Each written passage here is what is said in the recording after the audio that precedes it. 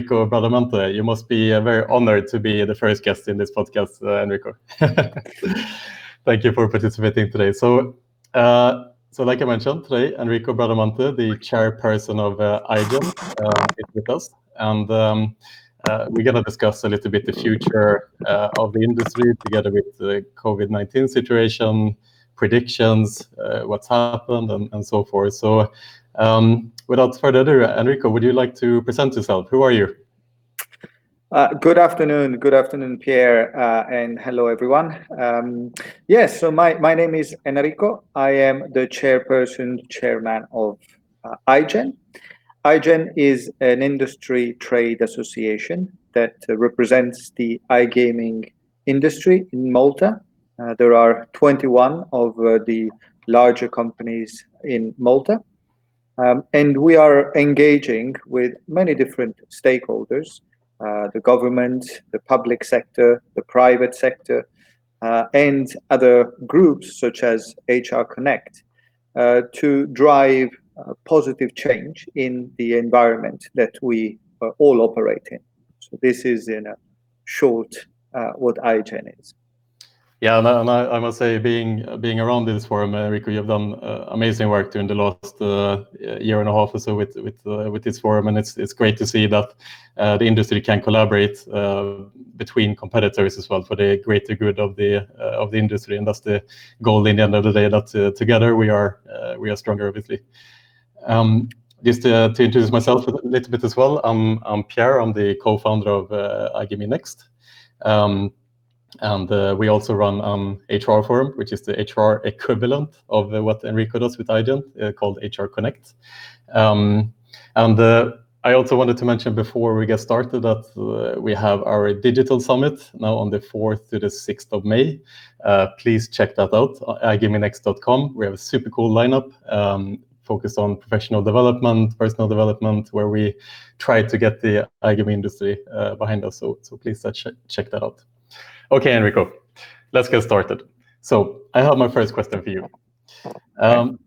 Recently, just the other day, actually, the director of the European Commission made a statement saying that life will not return to normal before there is a vaccine. We've heard many similar voices recently. For example, in the concert industry, there's a big company called Live Nation. They are the concert organizers of some of the biggest concerts in the world. They don't expect to go back to normal business until the end of 2021 when it comes to large-scale concerts. So my question to you, Enrico, is when will we go back to normal life? I wish I had a crystal ball and I'd be able to kind of distill into a simple answer. I think the reality is that, in my opinion, our reality, our world, our normal world, will be different. I don't think we will be able to simply go back to how we used to live before. To me, this reminds me of 9/11 and the impact that 9/11 has had on ultimately our lives. So when we travel, or we used to travel up to a month or two ago, all these extra measures that have been put in place that we still go through, we're very much down to that. At the time, I was actually living in America, in the States, and again, for 2 weeks, there were no flights, all the airplanes were grounded. So to me, this reminds me of that. And the world after took, gradually restarted, everything restarted, the flights restarted, normal, travel would restart, etc. But the consequences have been there with us. And I think the same is going to happen in this case. I think especially when it comes to travel, international travel, I expect certainly a reduction. Travel will be different. First of all, we will have to see which airlines would have survived at the end of this. I expect there will be fewer, that there will be certainly consolidations. I expect prices will be higher. I think in general, there will be more friction. There will be, more checks. There will be temperature checks. There will be some sort of health checks. This is what I expect to happen. So these are just some initial comments to your question. And I also think that for Malta specifically, because of course we are all in Malta, we are very invested. We have invested time, our careers in Malta. I think Malta will also be impacted by this, especially because of the reliance on tourism, which is 1/3 of the economy. 30% of the economy is tourism. And the harsh reality is that there are no flights, there are no tourists. The local tourism is extremely limited. Very interesting. I'm curious to hear when you lived in the States during 9/11. Where in the States did you live? We lived in Chicago. We lived there for a total of 7 years, so it was in Chicago. Wow, that must have been a very intense experience, I would assume, being there at 9/11. Yes, it was very, very, very intense experience. I think that's the right word. And again, profound impact. Yeah, this is true. I agree with you as well. I think it will take a long time before life goes back to normal. Then the question is what we define with normal. Like you mentioned, eventually life will start opening up again. We'll be able to start going out and things like that. But if we look at it from an industry perspective, from an iGaming industry perspective, how do you think this will impact our industry? I would say the obvious macro statement are the following. So in this current situation where essentially all the sporting events have been cancelled, a big part of our business, which is around the betting on sports, has disappeared. So this has been a very big negative impact for the industry in terms of revenues, for the companies in terms of structures and what to do with the staff that is involved in that product vertical. From a player's perspective, they are looking at alternatives. And so they are exploring different avenues such as eSports and virtual sports. And of course, the traditional other products such as casino and poker and the likes. So I would say overall the impact on the industry is not small because of the derivative impact on the sporting events that have been cancelled. Operationally, we are a high-tech industry, so I think we have moved very quickly to a remote working and collaborative working. That was, I would say, probably 70-80% there in terms of infrastructure. But now these extraordinary circumstances have forced everyone to actually embrace it 100%.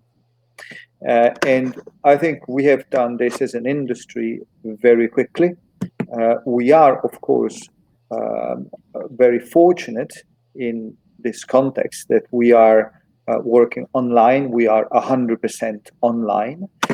So the continuity when it comes to the service that we are offering towards the players is unaffected.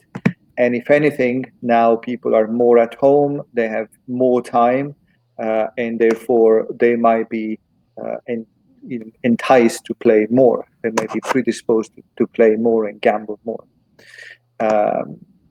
So these are some considerations around the immediate effect that this has had on our industry and how we have responded to it. So another perspective in this is the economic fallout, obviously in society, that I'm Swedish, so I read the other day that the government predicts that there will be an unemployment rate of up to 10%. It's looking more and more likely that we'll head into a recession and things like that. Is the iGaming industry recession-proof? I would say because of the dynamics that are causing, let's say so overall in the industry, in the iGaming industry, there is a shortfall in revenue. There is an impact on revenues globally. Some operators that have been more dependent on sports are feeling this, of course, more quickly, immediately. They've issued, the publicly listed companies have issued profit warnings, William Hill, GVC, just two to mention. So those companies are going to go through some tough times. They might have to make some tough decisions, and hopefully in the countries where they are located, the respective governments will be there to support the companies and the employees that are affected by this. As an industry, are we recession-proof? So other industries that are operating more or solely on casino or virtual sports or eSports, they will see their revenues increase. So they will have some benefit from this. So I think overall, as an industry, I predict that we will be impacted a little bit, but not massively.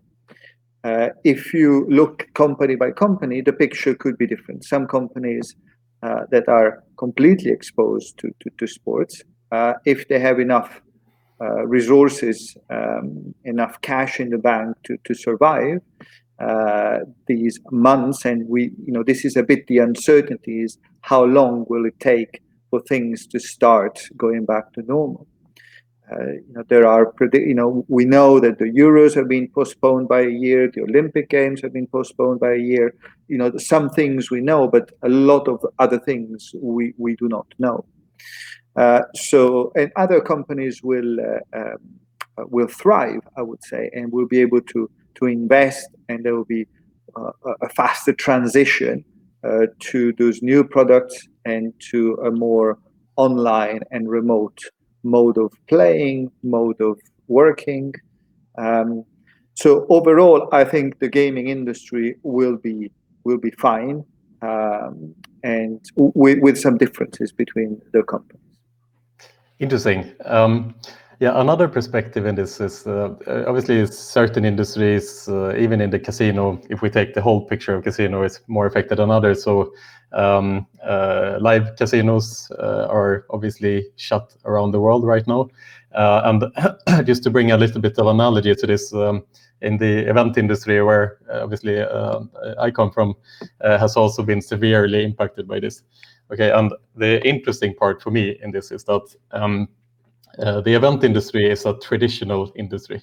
It has not been developed in decades. Like the events are the same all around the world. There's expos, you go there physically, you change business cards, you do business, and you go back home. Okay, there hasn't been much incentive for the industry to develop, so to say. But now all of a sudden, the irony in this is that the event industry is faced with like a lightning speed transition into digitization for the first time ever. So that's obviously an adaptation that we and others need to make rapidly to be able to continue offering the value and offering kind of connect the industry and things like that. And similarly for the giants, like in the iGaming industry, like the likes of IGT, Scientific Games, Playtech, and so forth, that heavily relies on their live casinos. Is that an opportunity for them now to focus more on their online part? How do you see these companies facing this issue? The drag? Yes, as usual, once you get into the details of specific companies or specific business models, it becomes a more specific conversation. So if we take live casino, for example. Live casino is a human-centered product, unlike the majority of the other products that are more computer, they are software generated. In live casino, you have real dealers, and Evolution Gaming, for example, have over 800 staff in Malta, over probably 3,000 staff worldwide, and without the staff, there is no product, essentially. So that you cannot run a live casino product. So and there are, I've been involved in live casino in a previous life. There are some technical considerations as well, whereby it's not as easy to create a live casino product where the dealers are distributed, where the dealers are working from home, for example. There are some technical considerations with regards to latency, etc., that makes that not impossible. Nothing is impossible, but something that is technically difficult to achieve, especially in a short period of time. You mentioned some of these other giants in the industries, IGT, for example. Now they have an online business, but they have a very big land-based business. Now, again, we've been talking primarily about the online gambling industry, but the reality is that a number of these companies are huge offline as well. And all of these companies are now being negatively impacted by the closure of all the casinos and gambling parlors and betting shops, etc. And so this is the other side of our industry, still our industry. And that will have a profound impact for sure. Now, I'm sorry, I've phrased my question a bit wrong. I come from the poker world, where we say live events means basically offline. So yes, that is my question: is that an opportunity for companies like IGT to focus more on their on their online product? So I would say the short answer is yes. However, I think we have to bear in mind that this starts with the players, and the players that go in physically, that go to the casinos, go to the betting shops, is not only for the gambling. It's the whole atmosphere, is the whole experience of going to a casino, for example, is the dressing up to go to the casino, is the entertainment once you are there and you do the gambling. Now, the only gambling part is something that can be reproduced in a different way, but you cannot reproduce the entire experience, of course, remotely online. So I would say that the conversion, if we talk about the conversion, I've always thought that in some of the conversations that we've had in the industry, we've been overstating this conversion to online. I don't see the older generations that have been that like to go to the casinos, or they like to go to the betting shops in the UK and placing the bet there. I don't see them changing their habit to go online once those casinos reopen or those betting shops reopen. I think there's more to the experience than the just a pure act of gambling. Now, of course, those companies will have to manage the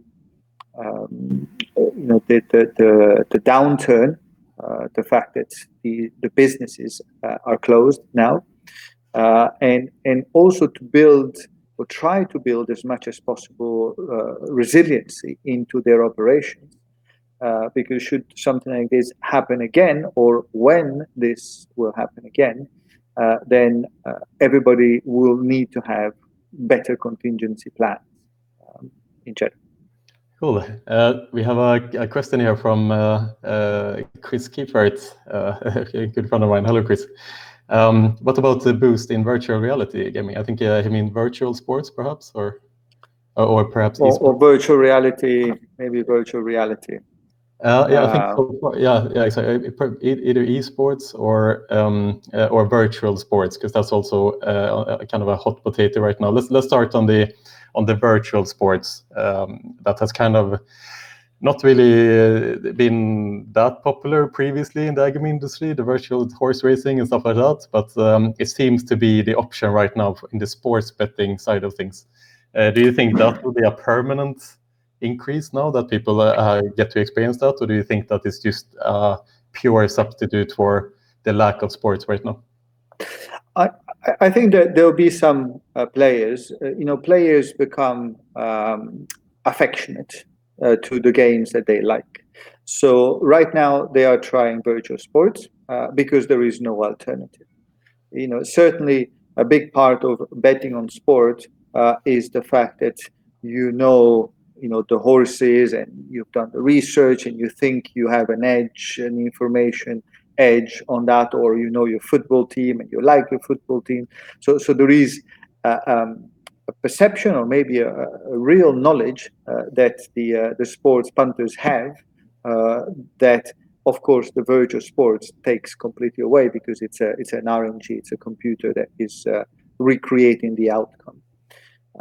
So I believe that if the virtual products are good, the virtual sports products are good, then yes, I can see players that will also add those products to their gambling, to the array of gambling products. But I think that the person that bets on sports bets because they like sports and they like the unpredictability of the live sporting event. So that's on the virtual sports. Esports, I think, is completely different in terms of age and in terms of segment, and I think that will get a massive boost from this. It was already on a good trajectory.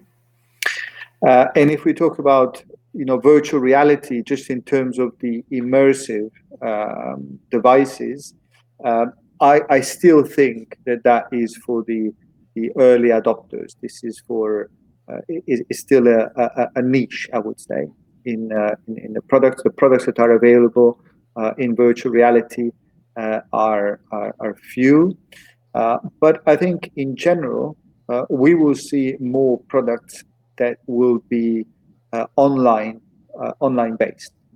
There are versions of live casino, for example, that have pre-recorded outcomes.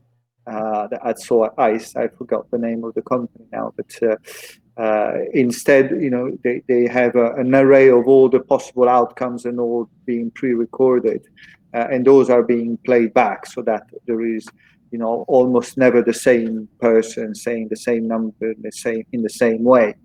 So it gives you the perception of the live environment with a human being, with a real dealer that is providing you the service, but it's driven by an RNG engine, by a computer in the end. Yeah, it's interesting. I mean, this is the next generation kind of gambling. It's kind of virtual reality in itself was a bit of a hot potato, I feel, a few years ago. We saw it a lot at conferences. There were a few suppliers experimenting with VR and stuff like that, but it kind of seems like it's being put on the back burner a little bit at the moment. I think personally that being an early adopter myself, I bought the Oculus Rift before it launched here in Malta. I think I was the first one to have the headset in Malta even. But nice. Quickly, yeah, it was a lot of fun. But quickly, what we realized in the first generation of VR is that you still feel a bit limited in this world. So difficult to move around, for example. Well, primarily that is the case, and you feel a little bit limited in this world. And the thought of or the point of virtual reality is that you want to be transported into a different world where you kind of feel that you are a part of this world, right? So you don't want to have these limitations. So yeah, we actually have another comment here from Phil Lum, who commented real dealer roulette. Do you have any thoughts on this? I think he was trying to help me out with the name of that product that I was describing. So that, okay, real dealer. Okay. Thank you, Phil, for correcting us. But I also would like to go back to something you mentioned earlier about the events industry, right? Because I think a big part of the gaming industry as we have it has been built also around or thanks to the events that companies like yourself, Pierre, have been organizing, and you've been I think a pioneer and an innovator in Malta in that respect. And I think you have, you said it correctly. You are reinventing yourselves and the service that you are providing to the gaming ecosystem, to the gaming industry. And this is a great opportunity, and I commend you for that, because we definitely need that. And I think it will always remain a human necessity to meet in person. And we will come back to that, I'm sure. It will be different. It will take some time. You mentioned the concerts. We talk about the Olympics, the events. Those events will take place. There'll be tens of thousands of people, together next to each other, shoulder to shoulder, like in the past. But there will be certainly more friction to get to that stage. There will be, more checks. There will be more. People will also demand more checks. So, I think all the initiatives that you are driving, both with iGaming Next and with HR Connect, all the virtual community that you're creating, I think is excellent to keep in touch and to share information.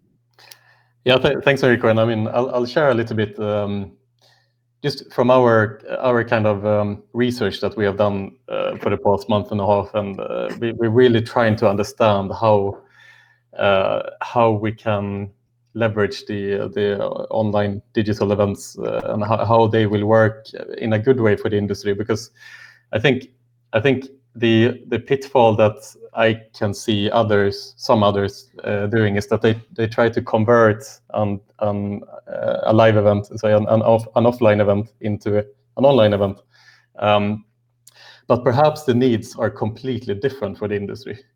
You know what I mean?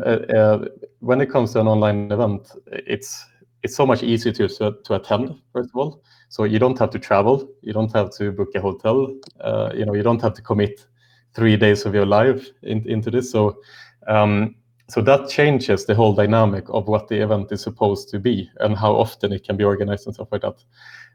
So it's quite interesting actually to look at different formats for this, because in the end of the day, if we purely look at what is the goal of a conference or goal of an expo, the entire goal is for people to connect and meet each other and exchange business cards, and for suppliers to showcase their product. That is very, very simple targets, let's say, and that target can be converted quite easily into an online format. Then, like you're saying, people always prefer the human touch, and you always prefer to kind of create contacts face to face, and that is a very powerful thing. So that will obviously continue to exist. But my prediction is absolutely, when I look at these tools that are available now for online conferencing, my prediction is absolutely that they will become they will live side by side with the offline events. And we'll see a paradigm shift, because when these events start, it's not only ours, it's SPC are throwing together a great event as well. Sigma, Clarion are doing their own versions too. When people get to experience these events, I think that they will quickly realize how much more efficient you can be to build network through them. So it will be interesting. It's an interesting time right now when things start moving, and what is the right format? How often should they be organized? Things like that. So yeah, we're definitely looking forward to that. I have a last question for you, Enrico. Sure. On the iGEN side of things, so where do you come in all of this? Because thank you for commending me, but I also think that you are doing a great job with this iGaming association that pulls together some of the biggest iGaming organizations, executives, and with that unified, strong voice. Like, where do you come in this situation with iGEN? What are you working on? How are you trying to improve the industry? So I would say in these last 4 weeks, 6 weeks since the crisis started, and it's been really a busy time because everybody is trying to make the right decision for their company, for their country, for their sector. And so a lot of my focus has been around coordinating that exchange of information. When the government in Malta needs some direct insights into the impact that the current lockdown situations is having in Malta, for example, for the gaming companies. I help in bridging the gap and in providing that information. And conversely, the companies are our companies are worried. Our industry is of course worried, and as part of mitigation plans, you're trying to find out as soon as possible, when the next round of stricter lockdown measures are going to come. I'm in contact with the regulators in Malta, but also at European level.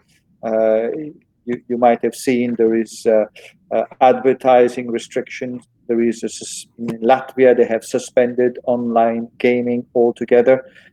There is a big push by, for example, the UK regulator to make sure that the online gambling industry is not taking advantage of this situation, this extraordinary situation.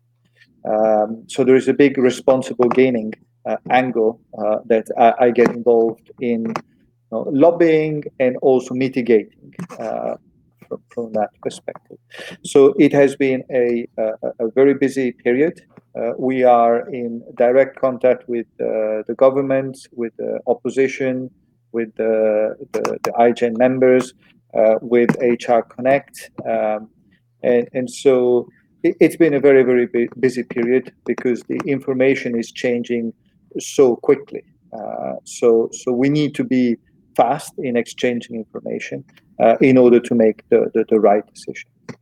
And today, I certainly would not want to be a politician that has to make these decisions for the good and the health of their country, for the health of their citizens, but without harming the economy too much. And finding that right balance is really a tough job, I would say. And there's a lot of information, maybe contradicting information, different phases in different countries. The fact that we as a gaming industry, although we are headquartered in Malta, but we have operations in many different countries, and they have their own different lockdown rules and impacts on the businesses. The markets are different. So it's a very complex matrix out there that we're operating in. Yeah, it's very, very interesting, and I mean, we've both been in the same meetings, kind of with some of these politicians in Malta, and I think one piece of information that's interesting for everyone to know when it comes to the strategy and kind of what's going to happen as we go along in all of this is. I cannot. Perhaps you can remind me now, Enrico. There is a number, the infection rate the number of people who are being infected per infected person. it has a name. The P factor or something like that is called. I'm probably screwing it up right now, but it's called something like that. And the strategy of the government is to keep that factor under 1, meaning that for every infected person, in turn infects less than 1 person. In turn, so that basically means that slowly but surely the virus dies out. So this is the strategy that the government is implementing right now, and they are obviously keeping this measure based on where that factor is heading, and it's very difficult to apparently, I'm just reading information. Apparently, very difficult to model this and to predict this factor, but this is the strategy of the government. So they are not rushing into kind of opening up society again as such. They are only looking at this number. How many people are being infected per person that is infected? So let's say. So I think that gives us some indication of the future. But I also think that the government also needs to start thinking soon about among a more longer-term plan, because like we discussed before, Malta's economy is very much based on tourism. Right now, we obviously have 0 tourism, and the question is, for how long can Malta sustain these type of initiatives? I'm not saying that they should open before and a lot of people get infected, but I think that it's definitely something that should be discussed as well. So I'm looking forward to kind of having those discussions as well, together with you, Enrico, and the politicians too, so that we can predict what's going to happen, so to say, as more information comes. Would you say that's a fair statement? Yeah, no, I think you summarized it very well from a technical perspective, or health perspective, what is happening. My personal opinion with regards to tourism is that for this year, it's a write-off essentially. Yeah, it's going to be and even if the airport reopens in June, for example, which is super early, right? Yeah. From what we who's going to fly?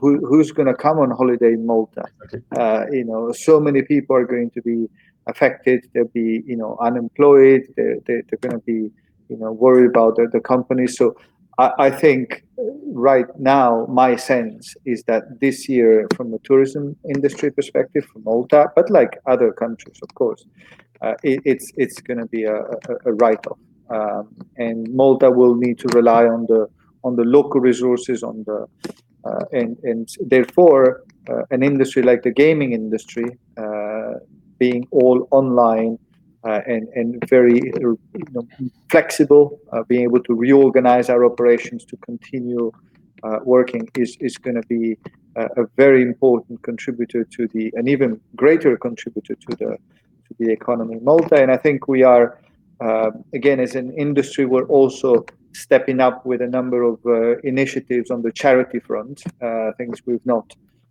talked about, but to help in a meaningful way those who are affected the most, and those will come out in the next literally few days. There are a lot of work that is going on. There are some very good examples already out there of companies that are spontaneously redirecting the kitchen staff, for example, something that you have brokered, to provide meals for those in need.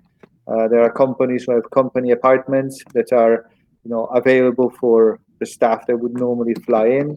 They're making those apartments available for the healthcare professionals that need a separate accommodation, versus their families. So a lot of good things are already coming out spontaneously, but the industry is organizing itself to help in a more organized way as well, and that's coming. Yeah, I think I mean, just to chime in with the last point here, but I think I think it's amazing to see the iGaming industry being almost like a driver. It is in some sense. You can see a lot of the larger organizations like Betsson, Catena Media, and some others are really doing a lot to open the doors, like you're saying, and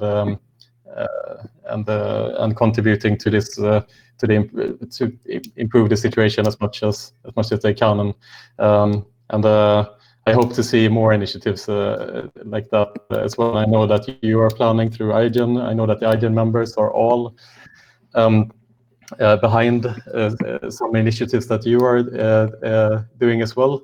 Can you on an end note, can you summarize a little bit what your charity initiative is, perhaps, and what it will mean? I think so. We're finalizing those now. Yeah, perhaps. And we have identified a number of charities, but I would rather wait for the final confirmation that the whole program is approved before giving any kind of expectations. But it will be meaningful, and it's also something that we do not necessarily want to go out and make a big PR campaign around. It's about helping in a meaningful way, and I agree with that as well, Enrico, because I think especially being iGaming company can come across a little bit so sometimes if there are these like big PR campaigns, like look at us, look how great we are, in this situation. And that's what I'm impressed of this initiative, is that it's not about this like big PR stunt. It is genuine help where it's needed, and that's it. I think that's great. So watch this space. Essentially, it's you will hear it. Hopefully not from us, but you will hear it because it will be picked up. Absolutely, Enrico. Enrico, it's been an absolute pleasure to have you as our very first guest here today. I think it's in a great time, and again, super well done for everything that you're doing for the industry. It's a pleasure for me to work with you as well on all these things, and I always appreciate you listening to all our crazy ideas and always participating in these type of things. It's highly appreciated. So, Enrico, would you like to have the last word? No, I want just to thank you again, Pierre, for keeping going, and I look forward to our next coffee with a nice cake in my favorite outlet that now you have introduced me to for cakes, Tiffany's Bistro. I hope they'll be around when we come out of this. Huh? Yes. I hope so too. And the cakes will taste better than ever. That is for sure. That is for sure. Enrico, thank you so much. Everyone who listened into this, thank you so much. We'll start to do more of these podcasts. They are a lot of fun. There's a lot of things to talk about right now, and hopefully we can keep you updated in what's going on in this situation. It's important, I think, to understand where this is heading, what the industry is thinking, and so forth. So thank you all so much. Thank you, Enrico, and I wish you all a lovely day. Thank you.